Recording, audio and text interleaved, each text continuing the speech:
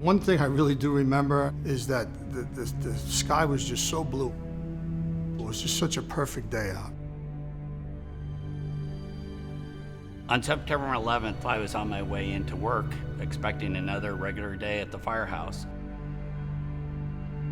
I was gonna go to a funeral in Long Island, and I started driving there and came over to radio, like AM, FM radio, small plane that hit the World Trade Center. We just had a plane crash into Upper Floor of the World Trade Center, transmit a second alarm, and start relocating companies into the area.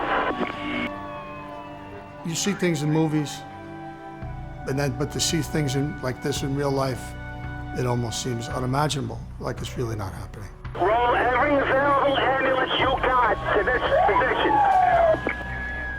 You can see the smoke billowing from the buildings from as far out east as you can imagine.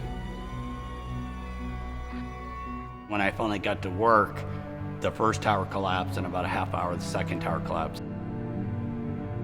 And that's when I knew today was not going to be a normal day. The building collapsed, and the whole entire area tanked.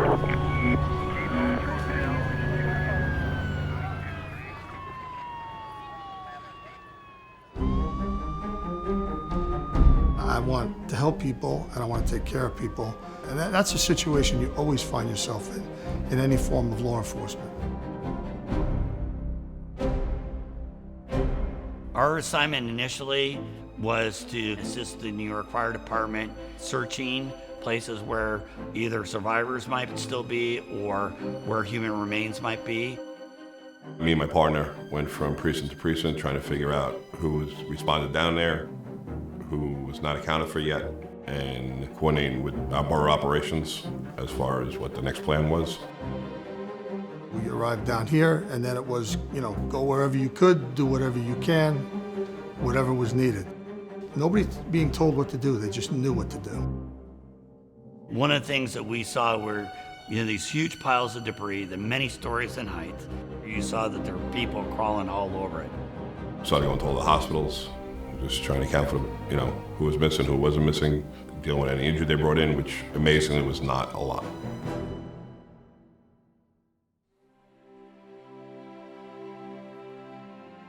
Not only were we searching for people where we could find them, but also too, we needed to start doing what we call delayering, where we would remove the upper layer, which would expose the layer below it, search that, remove that layer. So it was a combination of working the site, dealing with the families, and then when we started recovering bodies, going to the morgue and doing the identification with them.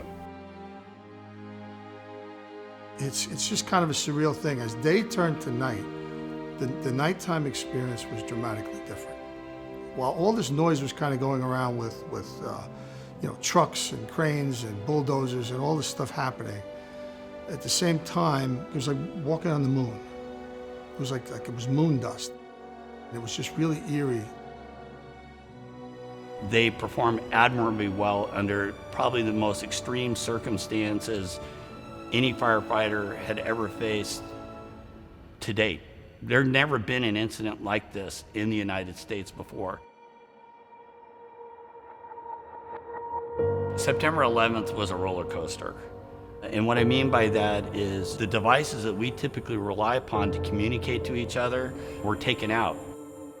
So one of the things that came out of that is FirstNet, and the idea of coming up with a public safety communication system that was based on cell phones. The advantages that we have today are invaluable. Technology being, first and foremost. Technology is in everything. It gives you, the heads up to have the ability to respond at the highest level. FirstNet continues to be a new and emerging technology. However, it holds great promise for the first responder, regardless of what your discipline is. So as we approach the 20th anniversary of 9/11, it's given me the opportunity to think again about the great sacrifice that took place in that day, the brave actions of people helping people, the first responders. And anything when it's a 5-year, a 10-year, 15, 20, whenever it's a milestone year, It's going to bring up a lot of emotions for me and everybody else that was, saw it from around the world or was there. You want life to go on to a point, but for so many families, especially those that lost loved ones, 9/11 is always there. And it's important to keep their memories alive. That's why the museum memorials was such an important thing for them. It was an honor and privilege to be a part of the World Trade Center response. There are a lot of lessons learned from that, and I've devoted the rest of my career to try and ensure that those lessons learned, as well as the sacrifice made by people, will never be forgotten.